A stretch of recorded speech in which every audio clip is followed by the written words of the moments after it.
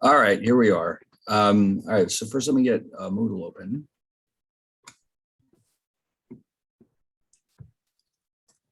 All right,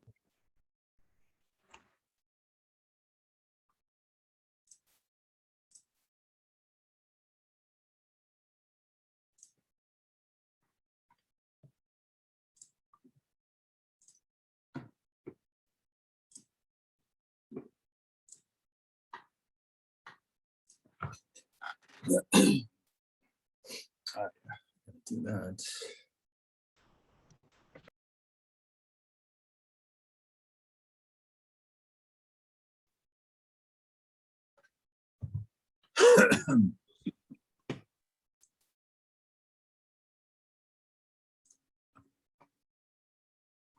All right, so now first things first, I'm not in my normal location right now. So because of that, because I have a long drive to my next class, we're gonna have to stop at 11:30 today. It wasn't my idea, but it had something to do with COVID. People where I normally go to do my work here may have been exposed to it. So I'm working out of a different location right now.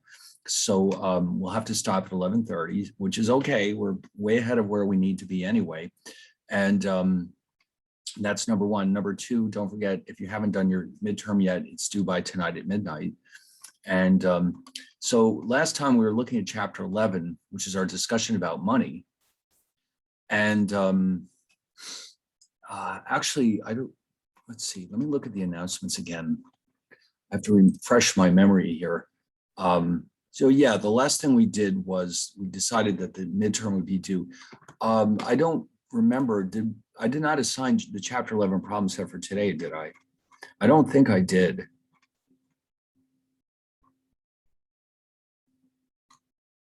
Well, whether I did or I didn't, we're not going to do it today. Okay, so why don't we do this? Since we are done with 11, in fact, let me just go get 11 open one more time here. Well, let's see.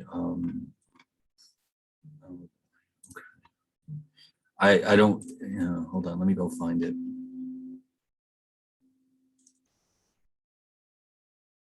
That would have been on Tuesday. What was Tuesday? Let's see.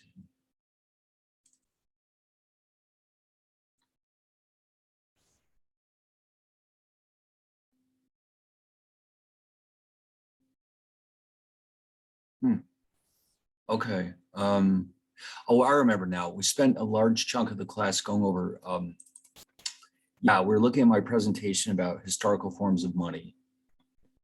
And yeah, that was fun, I thought. And then we did look at a lot of other interesting websites about the history of money. And so let me just double check this again.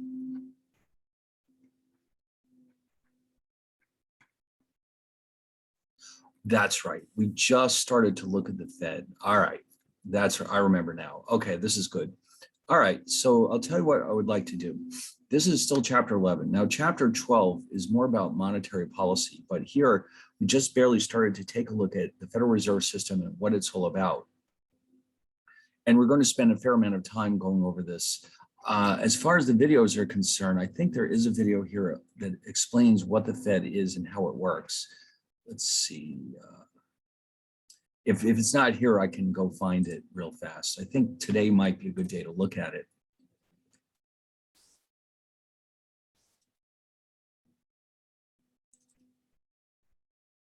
Let's see. I think we're in the mood to learn more about the Fed today. So let me just go find it.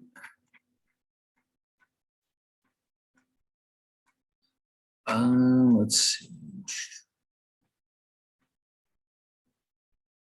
Actually, this is more about money. Yeah, maybe we'll save that for chapter 12. All right. So I'll tell you what, why don't we do this? Let's go over the structure of the Federal Reserve System. And then I have a very, very interesting series that I discovered on YouTube about the history of money, not just in the United States, throughout the world. And I think it's right about now is the best time to watch it because we've been spending a lot of time talking about money and different forms that it has taken. And but the videos will also explain more about how money affects the economy and how it's evolved over time. It's a very, very good series. But first, I'd like to take a look at the Federal Reserve System. We're going to introduce the basic structure of the Fed. And so I think I started to do this a little bit. There are 12 district banks in the Federal Reserve System. And so this map will show us how it's split up. And I mentioned the other day that this map was based on the population of 1913 when the Fed was first created. And you can see because of that, the San Francisco district contains a lot of area. Why is that? Because in those days, hardly anybody lived on the West Coast. In fact, realistically, it wasn't really until after World War II that people started really moving to the West Coast. Prior to that, it was very sparsely populated. In fact, you probably know that the Brooklyn Dodgers and the New York Giants moved to San Francisco and LA in the late 50s. And that was around the time when people really started moving to the West Coast. That was like the beginning of a major trend.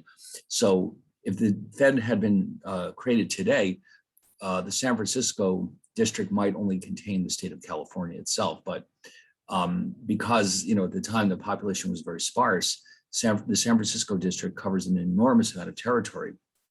And you can see, as is the Minneapolis district.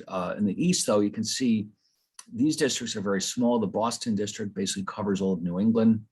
The New York district only covers New York and New Jersey. Then there's the Philadelphia Fed, which only basically covers Pennsylvania. In fact, not even all of Pennsylvania. And then we have Richmond, which covers obviously Washington and Virginia, and a couple of other states, Atlanta, Dallas, Cleveland, Chicago, and then St. Louis and Kansas City. Alaska, as you can see in the bottom left, and Hawaii also belong to the San Francisco Fed. So this is how it's laid out. And I showed you last time a picture of the dollar bill where we can figure out which Federal Reserve District Bank issued each dollar bill in our pocket because of the seal on it. So let's just take a quick look at that one more time. Just a quick reminder. Yeah, here's one. And you can see from that F, this is actually the Atlanta Fed, okay? The Atlanta Fed is District 6 out of 12. The letter F is associated with 6. F is the 6th letter in the alphabet, so therefore F is associated with the Atlanta Fed. And all of them do have, in fact, this one is the Minneapolis Fed, you can tell, because it has an I on it. And that I means it's coming from the 9th district, which is Minneapolis. Okay, so all of them are identified by the Federal Reserve District Bank that issued that note. Now, the Fed itself is broken up into the 12 district banks. And by the way, what was the reason for doing this? Most countries' central bank, it isn't set up this way. This is unusual. In most countries, there's a single central bank in a single location, and that's it. The Bank of England is in London, and that's it. There's one Bank of England. It isn't split up into pieces. The Bank of Canada is somewhere in Ontario, and it's not broken up into 12 pieces like ours. The reason why there's 12 of them is because the original idea was to have a system of 12 independent central banks, none of which would become too powerful and exert too much influence over the others. That was the hope. Well, it didn't really work out that way. Most of the power is concentrated in what's called the Board of Governors in Washington, who oversee the entire system, and the New York Fed, because the New York Fed is in, of course, the financial district, where a lot of the Fed's transactions take place. In other words, the Fed does actually buy and sell bonds on a regular basis. And it also sometimes intervenes in foreign currency markets. And all of that is done at the New York Fed because they're right there in the Wall Street district. In fact, if you've ever been down in that area, you know that the New York Fed is only a couple of blocks away from the New York Stock Exchange. In fact, let me see if I can find a decent picture of the New York Fed building. It's meant to look impressive, and it is. It kind of looks like almost like a small castle. The idea was to impress people who came by. And let's see what here we go. So you see, it's so big, it's hard to see the whole thing in one picture. But you get the idea. Okay, it looks pretty impressive there. And again, like I said, it's very close by to the Wall Street district. In fact, it's about 2 blocks away from the New York Stock Exchange. Now, if you're lucky, you can go into the New York Fed and get on a guided tour. It's very difficult to do this at this point in time, especially with the COVID, but it can be done. You can actually get on a tour of the New York Fed. And in fact, often classes go down there and take advantage of this. But you have to make the arrangements well in advance. And I mean way in advance. And even then, you basically have to have an inside contact because it's a tough thing to do to get on one of these. But if you do, you can walk around, you can see the building itself is extremely interesting. I mean, it is set up like a small museum there. But the most exciting thing that you'll see in the New York Fed, which is unique to the New York Fed, is you go downstairs and they have these enormous vaults. And what's in those vaults? Well, they have all these lockers filled with enormous stacks of gold bars. Yeah, the real thing, gold. They're enormous piles of gold are in these lockers in the basement of the Fed. And of course, it's well guarded. Now, in order to get through there, you have to go through a lot of security. And you can see they close these every night. You can see these are major, that's a vault. It was designed to withstand any kind of natural catastrophe that might come along. And it's been doing its job for a lot of years. There's even Hurricane Sandy couldn't damage it. And in fact, it's one of the reasons why it's so secure is because it's very far down in the earth. It's actually underneath the subway system. And that whole part of Manhattan is all granite. I believe that the rock down there is granite. It's very solid and strong. And so let's just say it will be tough to get in there. Okay, and that's the whole idea. Now, here's a very interesting note. The gold that is down there does not belong to the United States government. It belongs to foreign countries. So what in the world is it doing down there? Why is there gold that belongs to foreign countries in the vaults of the New York Fed? That's a very good question. Well, the answer is that it was put there for security reasons. Much of it was put there during World War II. A lot of the countries in Europe were worried that the Germans would steal their gold after they invaded. And so they sent it for safekeeping to the United States. It was stored in the gold vaults in the basement of the New York Fed. And after World War II ended, the world, gold was used in international trade, but it wasn't used as a form of money any longer. So a lot of these countries began to think, the Fed is doing a good job keeping our gold safe. Why should we ask for it back? We know that it's there. We know that it's safe. We know that they'll tell us how much we have, and we can have it back whenever we want to. So they decided to leave it there. And the Fed said, sure, no problem. If you want to leave it here, you can leave it here, and we'll store it for you. And in fact, interestingly enough, the Fed does not charge them a fee for doing this. They're doing them a favor. In other words, it's like from one central bank to another, they're doing them a favor. So imagine that one locker contains all of Belgium's gold. And the Central Bank of Belgium decided, you know what, you can keep it there because it's safe and would cost us a lot of money to build our own secure facilities. Why not just leave it with the Fed? If we need it, we can always ask for it back. So the Fed is being very nice about this, but in exchange for that, you can rest assured that if the Fed ever needs a favor from the Bank of Belgium, the Bank of Belgium will be happy to comply. Okay, so they're basically, it's like they're trading favors basically. And they're saying, listen, you can keep the gold here for free, but if we need something, well, of course, we're going to come and ask you.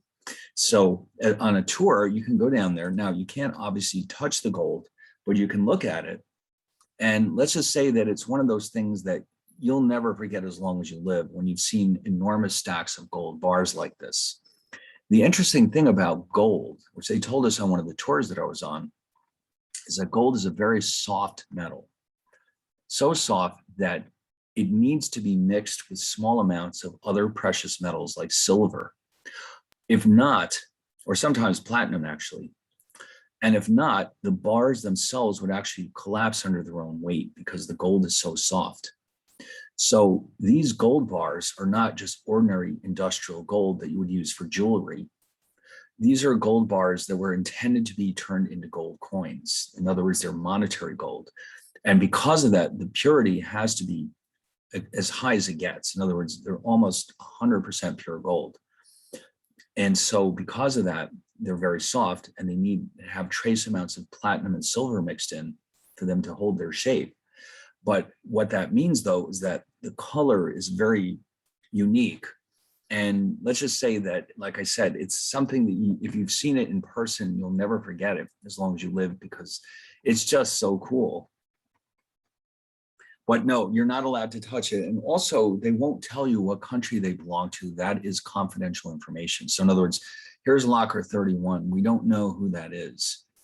And they won't tell you. But they know, of course. But it's all meant to be a secret. Okay. Now, by the way, before World War II, when gold was more commonly used, sometimes what countries would do is, let's say that England owed money to France. What they could actually do is call up the Fed and instruct the Fed to move some of the British gold into the French locker, and that way pay for the debts that they had with the French. So for a while, one of the reasons for keeping the gold there was to actually speed up international transactions. But eventually gold stopped being used for those types of transactions. And so now the bars really just sit there. And in fact, on one of the tours I went on, the tour guide said that in the last 10 years, there had only been 3 times when a country actually either took gold out of their locker or added more gold into it. It's basically just sitting there, and it's not really being used for anything. But since it's safe, the countries are all eager to leave it there because, let's face it, it would cost a fortune to store it themselves. So because of that, we as tourists are allowed to go down there and look at all this wonderful gold, all concentrated in one place. But remember, none of it belongs to the United States. So that raises an interesting question. By the way, the amount of gold that's down there is estimated to be worth about $350 billion. It's a lot of gold. It's a very large percentage of the total world deposits of gold. In fact, we can probably find out what percentage of the world's gold is in the basement of the New York Fed. So in other words, 5% of the US gold, I thought, oh, okay, let's see. The exact, oh, it's not enough, it's not known. Oh, here it is. The gold inside the New York Federal Reserve Bank holds 25% of the world's gold reserves, and much or maybe all of the gold that sits there doesn't belong to the US government. Now, where does the US keep its gold, you wonder?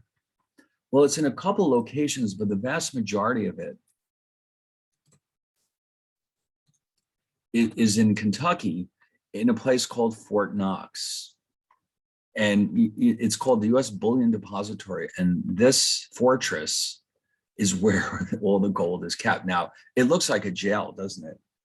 So the idea here is that nobody would be foolish enough to try to steal the US gold because it's rather well guarded.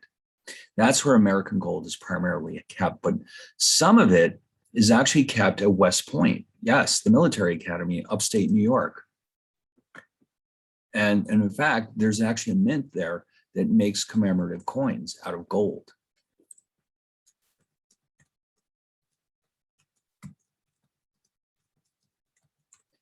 Okay, West Point. actually can produce coins, although they they exclusively focus on commemorative coins. According to this, they also they have gold, silver, platinum bullion, as well as the mints, and they produce coins, wow, that are meant for collectors, not for general circulation. And as you can probably imagine, West Point is rather well guarded as well. So there's no reason to worry about the gold being stolen. Okay, so there it is. And then the rest is the New York Fed. Wow. But you can't go on a tour of West Point or Fort Knox, but you can go on a tour of the Fed. Now, the Fed's security is very, very, very tight, but it's not as open and obvious as Fort Knox. I mean, in order to walk into the building, you have to walk past guards that are carrying machine guns, believe it or not. But once you're in, it's like any other museum you've ever been in.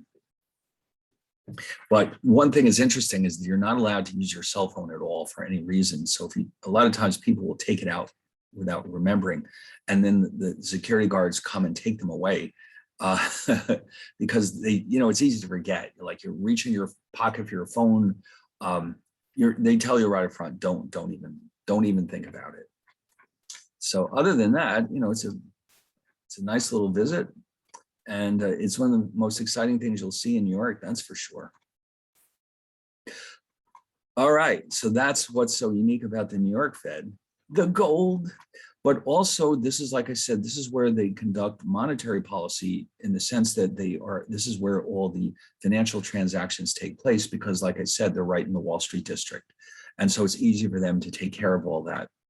And so that's one of the reasons why the New York Fed is such an important part of the system.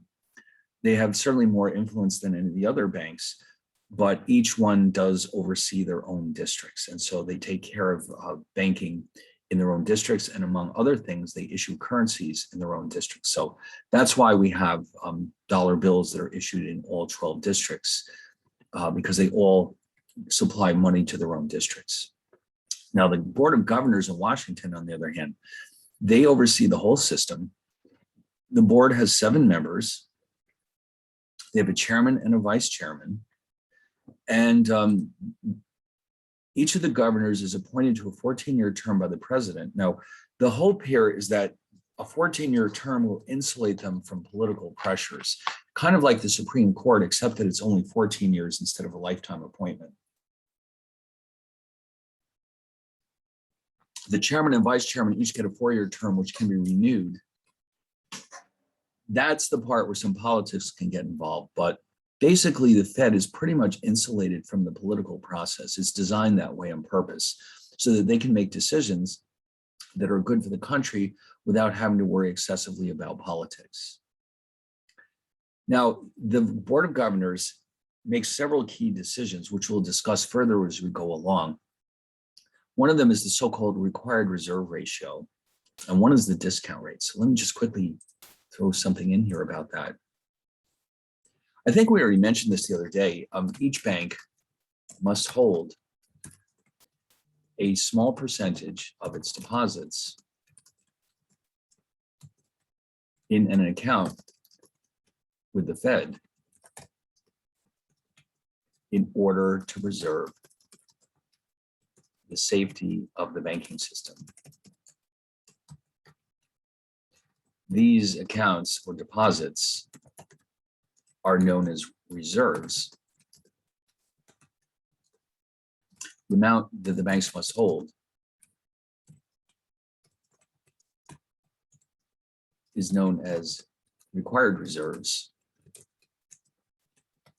while any excess or any additional reserves are known as excess reserves.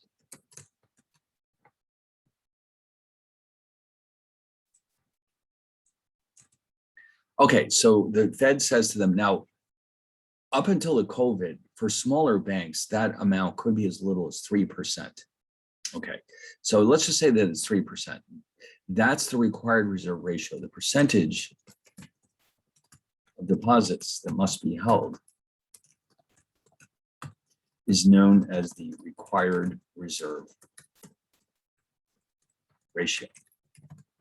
So it was before the COVID, it was about 3% for the smallest banks. It could get as high as 10% for the really gigantic banks, but 3 was about right. Now, at this point in time, believe it or not, because of the COVID, the Fed actually suspended these requirements on a temporary basis to make sure the banks had enough liquidity to keep lending to their customers, even during the worst of the COVID. But once the COVID is over, they'll go right back. They can't not have reserves. That would mean that the banking system might run out of money, and we can't have that. But that was only a temporary emergency measure. In general, we have a fixed percent must be held in these accounts, and those are known as required reserves. And if the banks choose to hold any more than that, they're known as excess reserves. So it's the Board of Governors that chooses this required reserve ratio. They don't change it, except for a real crisis like the COVID, they don't change it very often. It's usually kept at the same levels for really decades at a time. Because if they keep changing it, it's going to make it very difficult for the banks to plan and manage their affairs. So they try to keep it stable. Now, also, we mentioned here this discount rate. What is that all about? Let me just briefly explain that one. So the banks may borrow from the Fed if they are experiencing difficulties. These loans are known as discount loans, and the rate that the Fed charges them is called the discount rate. Okay, and so this is usually the banks try not to borrow from the Fed unless it's a real emergency, because you know, a lot of things can go wrong with a bank, and you know, like especially during the COVID is completely different. Once something like that breaks out, the Fed is going to say, "Listen, everyone, just borrow whatever you need. We'll just come and get it. We'll give it to you, because we know that your survival depends on it, or might depend on it." The last thing the Fed needs is to have banks fail. So they will basically say, "Listen, whatever you need, just come to us, and we'll give you the money. We'll lend it to you, that is.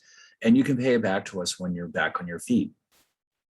The Fed's job, among other things, is to prevent financial crises. I mean, when something happens like the COVID, they know that the banks could run into trouble in a hurry. And so they basically have to be prepared to help the banks do whatever it takes to survive during these tough times. And that is one of their major objectives, to make sure that the banking system is safe, and that when a crisis erupts, they can step in and help them out. So, and by the way, you may have heard this phrase, the Fed is therefore known as the lender of last resort. Okay. So in other words, the banks know that if, let's say they, you know, a bank can always have issues, you know, they can have temporary, you know, upturns and downturns.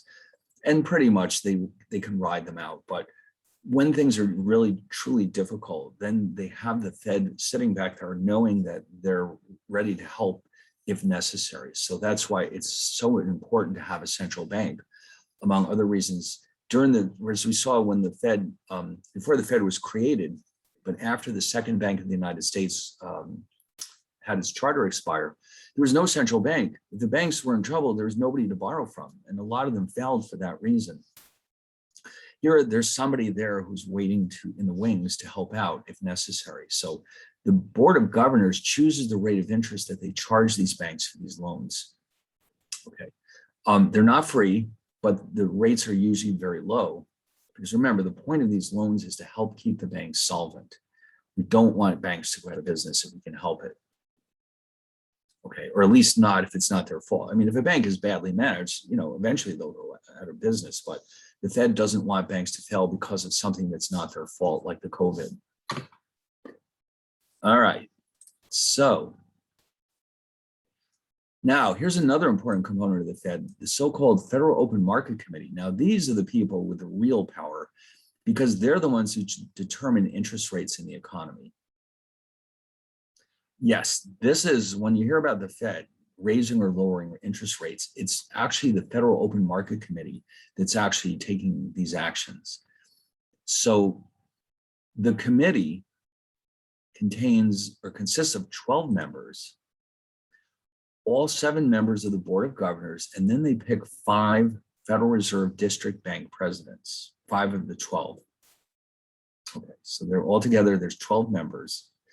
Now, because the New York Fed is so important, the New York Fed president is always a member of this committee.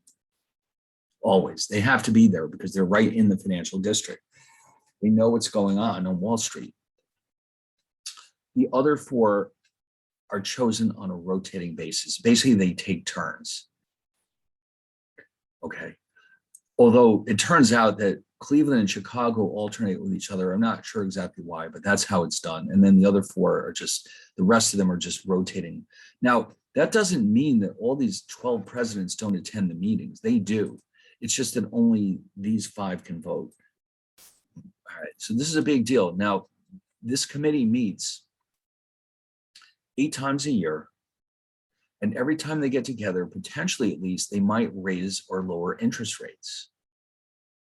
And so that's why it's such a big deal. And Wall Street, while this is going on, everyone on Wall Street holds their breath because they know that whatever the Fed decides to do could have a major impact on the economy and on the markets.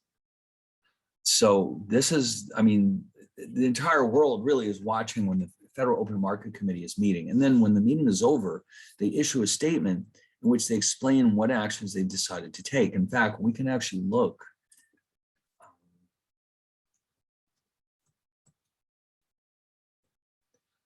There should be on the Federal Reserve website. Yeah, here it is. So they last met on November the 2nd. And they would have a statement about what they decided to do, and then they would have had a press conference. Basically, now, let's see, what did they decide? They're going to, now this is all technical stuff. They basically decided to keep interest rates where they are now. Okay, so in other words, once you learn how to interpret these, you can see they've decided at this meeting not to raise interest rates. Also, the interest they pay the banks for their reserves hasn't changed either. The banks actually, I forgot to mention this, when the banks keep reserves with the Federal Reserve System, they do get paid a small amount of interest. It's not much, but it's a positive amount, and they've decided to keep that amount unchanged. And so they basically didn't do anything. They just decided to stay where they were. And then in the press conference, they would announce and explain why they're doing this. Okay. If you go back, it's been a while since they made any major changes, but let's see. Oh man, you have to go back a ways before you find a meeting where they actually made a change, but all of that information is right here. And then, yes, so what are they doing at these meetings? Now, what are they, now the Fed is setting the so-called federal funds rate target. I'll explain that in a second. Conducting what we call open market operations, and we'll talk about that in a second as well, and conducting what we call foreign exchange operations if they choose to try to strengthen or weaken the dollar for whatever reason. They do so by going into the foreign exchange markets and either buying or selling foreign currencies. They don't do that very often. Only if the dollar is, there's something going on with the dollar, like it's unusually volatile or unusually strong or unusually weak. It's very rare that they actually do that, but they can if it's necessary. These are the important ones. Now, what is this federal funds rate target? All right, let me just briefly throw that in here. So the banks may borrow and lend among themselves. They often do so if they fall short of their reserve requirements.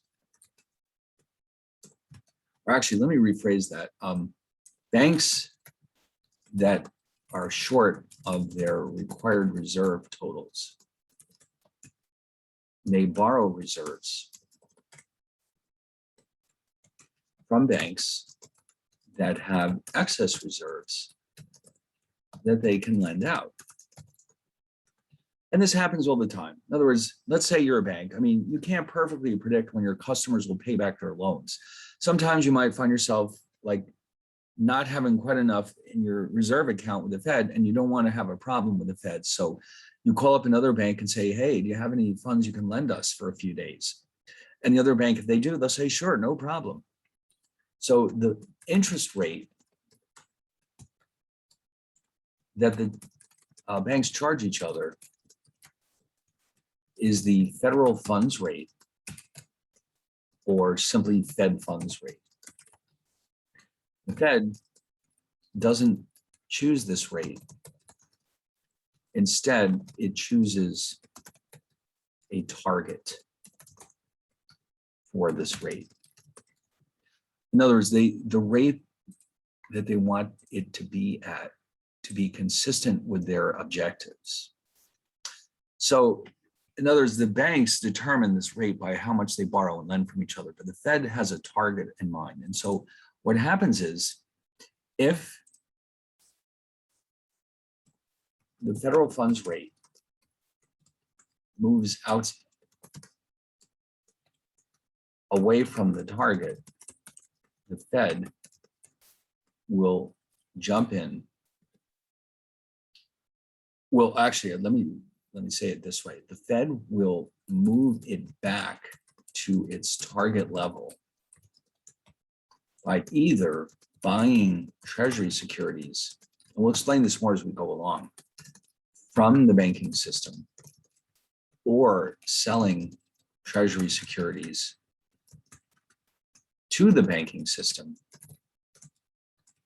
depending on whether the Fed funds rate, the federal funds rate, has risen above the target or fallen below the target. So again, we'll get into this in more detail later on. These actions are known as open market operations. Okay, so this is why I mentioned that it's important that they're on Wall Street, because what they're actually doing is they're going to the bond markets and they're buying and selling treasuries from the banking system. And this is designed to keep the federal funds rate as close as possible to the target that the Fed has set. So this is an example of what we mean by monetary policy, which we'll be discussing next. But first, before we dive into that, which is going to get a little bit more complicated, what I would like to do is stop right here and now take out some of those fun videos that I promised you. Like I said, we have here available to us a multi-part series about the history of money. And the last time I showed it to one of my classes, everyone agreed that this was an excellent, excellent series. So we'll show as many as we can. And remember, unfortunately, we have to stop at 11:30 today. So we'll start with part one and we'll see how far we can go. And I think you'll agree this is an extremely interesting series. So why don't we stop here with our discussion about the Fed, and we'll pick it up next time. But in the meantime, let's watch some of these fun videos. All right, so as usual, I'll fire the link off to you and you can watch it on your computer. Financial industry wants to. And then we'll take it from there. All right, so first let me send this to you in the chat room. All right, let's check this out. Convince you that a 1% fee isn't a lot. See those towers on Wall Street, the private jets, the ski houses that metals for this purpose? The truth is, how did humanity come to accept rectangular pieces of pulped trees as something to spend 8 to 10 hours a day working for?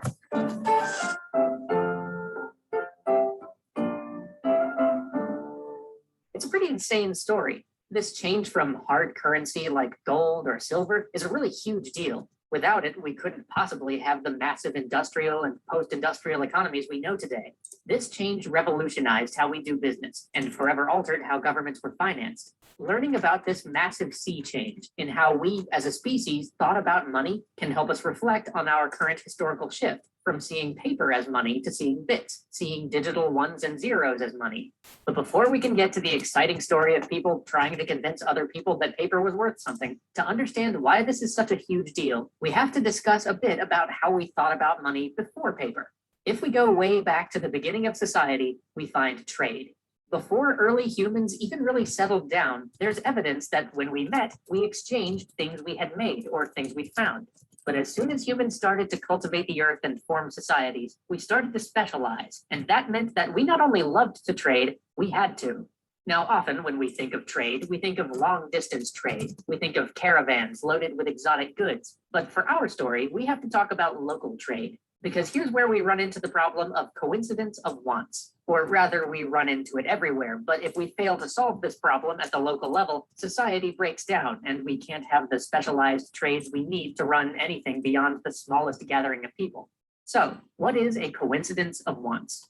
It's the basis on which trade can exist. Let's say that I make shirts and you grow food. Well, if you want a shirt and I want food, awesome, we can trade. But if I don't want your stupid food, or if you're all full up on shirts, well, we can't trade, can we?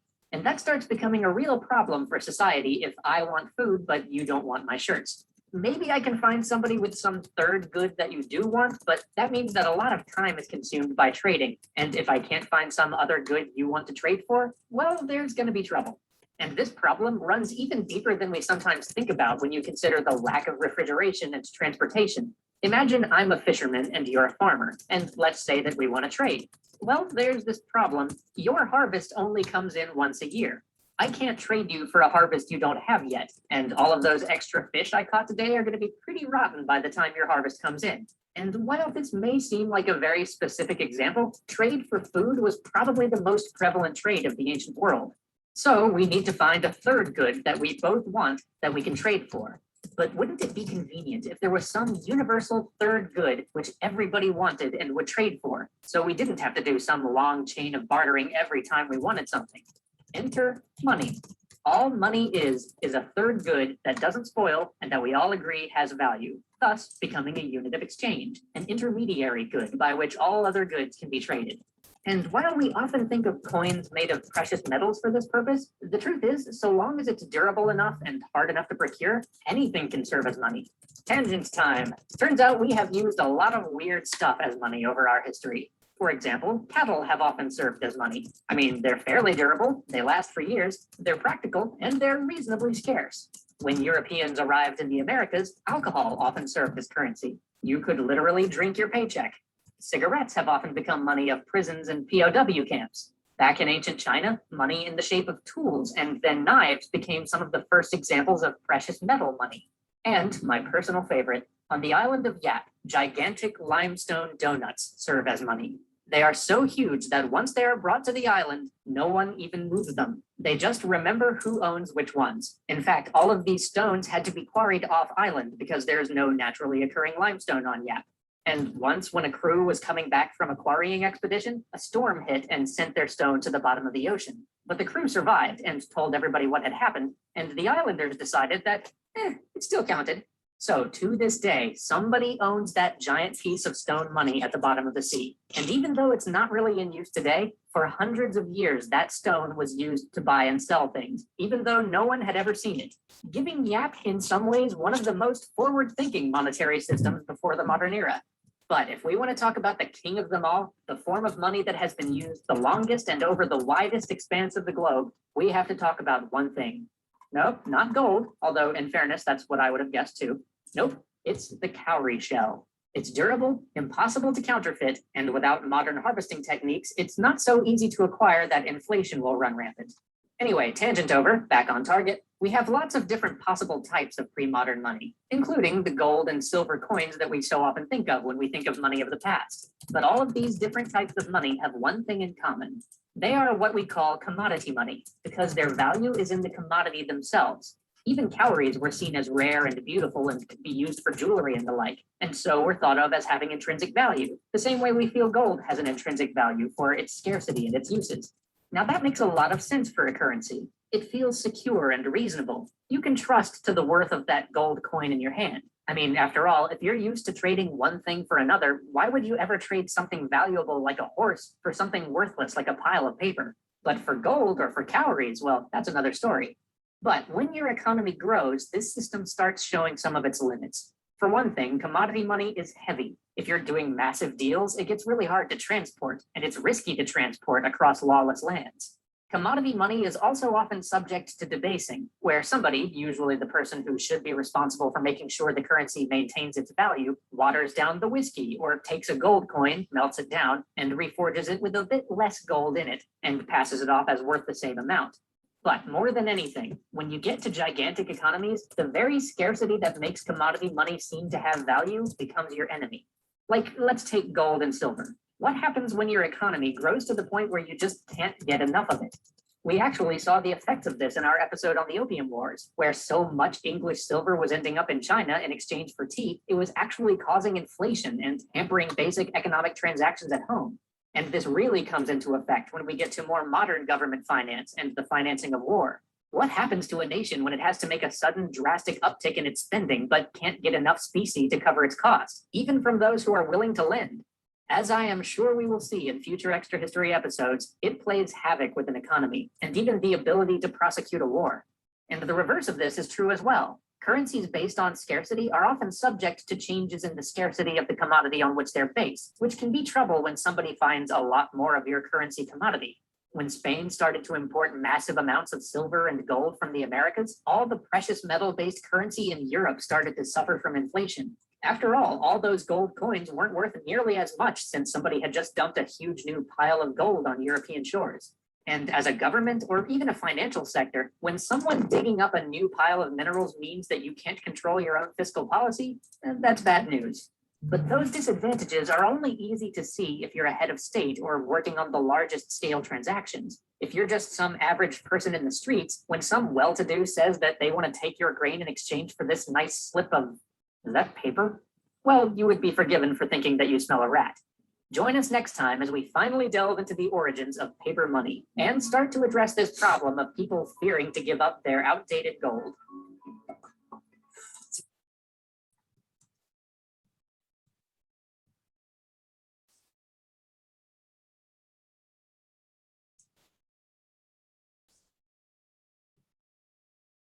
Oh, Fernando, yes, go ahead.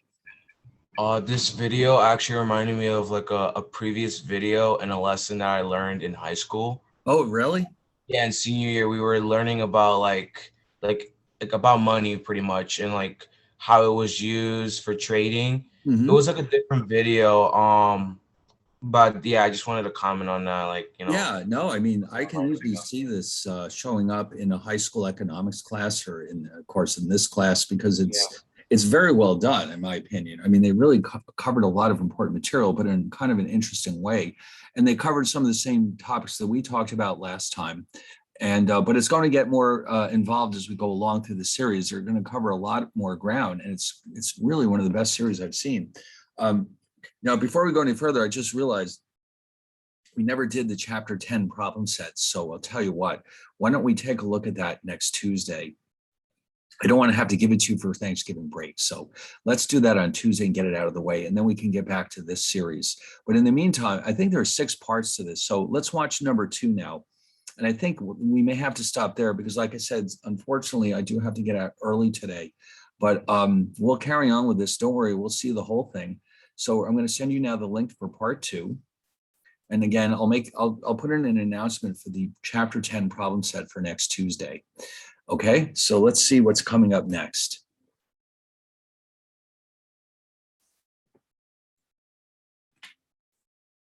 All right, there you go.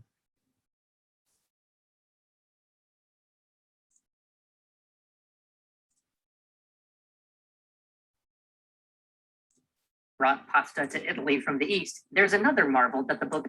While there's little truth to the idea that Marco Polo brought pasta to Italy from the East, there's another marvel that the book about his travels popularized. It was an idea, a radical one, which is perhaps best summarized by the very title of the chapter that discusses it, For in the Book of the Marvels of the World, or as we know it, The Travels of Marco Polo, there's a chapter titled How the Great Khan Caused the Bark of Trees, Made into Something Like Paper, to Pass for Money Throughout His Realm.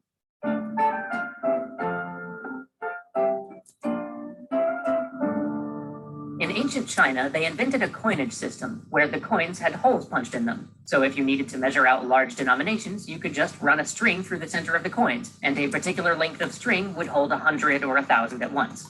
But over time, the economy evolved, transactions got bigger, and merchants found themselves needing tens or hundreds of thousands of coins to complete transactions. And of course, a strand of 1,000 of these weighed about 10 pounds already, so it became a real pain in the neck to transport them. So the government started saying, how about we pay you pieces of paper that have the amount of coins we owe you written on them, and you can come pick up your coins at the Capitol whenever you want your money. And since the government bought a lot of things, these paper slips started being circulated everywhere.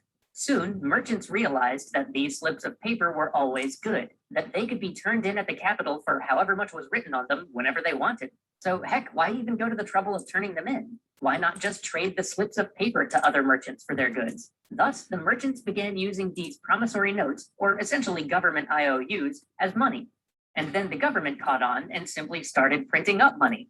So by the time we got the Travels of Marco Polo, paper money was widespread, and this idea started to catch on even outside of China, sometimes with little success, like when Gekatu, the corrupt Khan of the Middle East, tried to introduce paper money after he'd already splurged the royal money and had his economy collapse to a cow plague. He basically fell prey to the misconception that simply printing money was literally a way to print money. Needless to say, he was promptly strangled with a bowstring. But sometimes in other places, the idea started to take stronger hold, especially Italy. The Italian city-states had already been playing with this idea a little. They were the economic dynamos of Europe, and the first truly great trading cities on the continent since the ancient world. They were also basically always at war. This made carrying around great heaping piles of cash a wee bit of a danger. So the merchants came up with a new system, influenced by the tales from China. At first, they began simply issuing promissory notes, basically IOUs. Merchants would get to a new town and stock up on supplies and trade goods, but rather than carrying the cash to pay for them across dangerous country, they would just give the seller an IOU, often backed by a very famous or wealthy merchant, promising to pay for the goods at a later date. But here's the trick. To keep anybody from having to haul all that money around, the merchant wouldn't ever actually end up paying the seller directly. Instead, he would just pay a bank in his hometown. Here's how it would work. The merchant selling the goods would take the promissory note he got for them to his local bank, which he had access to, unlike most of Europe, because the Crusades had accidentally created modern banking. Why let a little crusade get in the way of a good story about fiscal instruments? So he would take the note down to the bank and cash it in for slightly less than its face value. Basically, the bank was buying the note from him for some amount less than it was worth. Then the bank, which would have branches in other cities, would send a rider with a stack of these notes out to whatever specific city those notes had originally come from. When the rider got to the city, he would hand them to the local branch of the bank, and then the local branch would go collect from the merchant who had bought the goods. So the merchant could pay for goods in a far-off location by paying his local bank after the fact. A pretty huge step forward for commerce. But what if the bank didn't have a branch in the merchant's hometown? Well, then the bank would just sell the promissory note to another bank that did have one there. So these promissory notes sort of started to take on a value of their own. People started trading these notes, and soon the banks got in on the action and just let you take out notes from the bank itself if you had the deposits to cover it. But this didn't reach its full form for quite some time. Fast forward about 300 years and move halfway across the continent to the little island hanging off of Italy's side. The year is 1640. The never popular Charles I's monarchy is deeply in debt. He had gotten into a tiff with the parliament and basically disbanded it for over a decade. But according to English law, parliament is the only group allowed to levy taxes, which you do need when you're a king and flat broke. But not Charles. No. He had all sorts of crazy schemes for bringing in money without calling on Parliament. So miffed he was at them. And in 1640, we have one fine example. He just seized all the money in the mint. And this is kind of a big deal because it wasn't his money in the mint. All the merchants and the goldsmiths of London deposited their hard currency at the mint, just as a place to store it. So the king just picked up all that cash and declared it to be another one of his ever popular forced loans. And then he proceeded to also seize all of the East India Company's pepper, just to add a strange, if somewhat delectable twist to this tale. Needless to say, his head was promptly separated from his body, which leaves us in the aftermath with a bunch of merchants and goldsmiths. The merchants and goldsmiths got together, and the goldsmiths basically said, look, we have these giant vaults for storing all of our gold. If you want to pay us a small amount, you can rent a corner of the vault to put all of your money in. This rapidly evolved to the goldsmiths paying people small amounts of interest to leave their money with them in exchange for the right to lend it out. This basically made them into banks. And in their capacity as banks, when people would deposit their money, the goldsmiths would basically give the depositor a receipt, which they could turn back in to claim their money. But soon, these goldsmiths made a pivotal switch. They changed from making out receipts, which could only be redeemed by the person who originally made the deposit, to also offering receipts that could be redeemed by whomever held them. This allowed people to start using their receipts as currency. Rather than pay for something with a pile of coins, why not just put that pile of coins in the bank and pay for stuff with these far more convenient receipts? Of course, as soon as they started doing this, people began to ask for multiple receipts in small, regular denominations. So you go to the bank, you drop off 20 quid, and ask the nice fellow at the register to give you 20 receipts for £1 apiece, so that you could go out and buy some vegetables or something with them. As soon as you do that, you basically have the banknote, the fundamental form of paper money. And the goldsmiths were clever folk.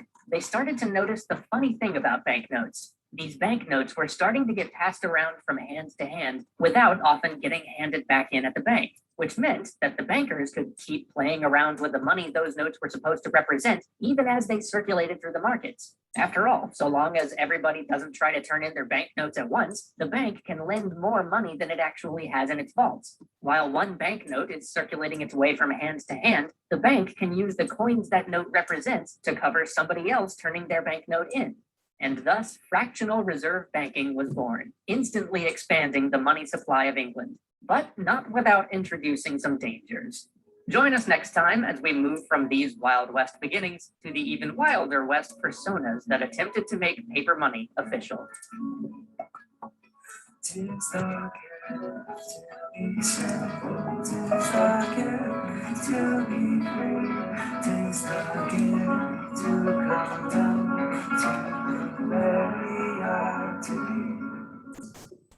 Hey guys, Emily from Foodbox HQ here. Today we're talking about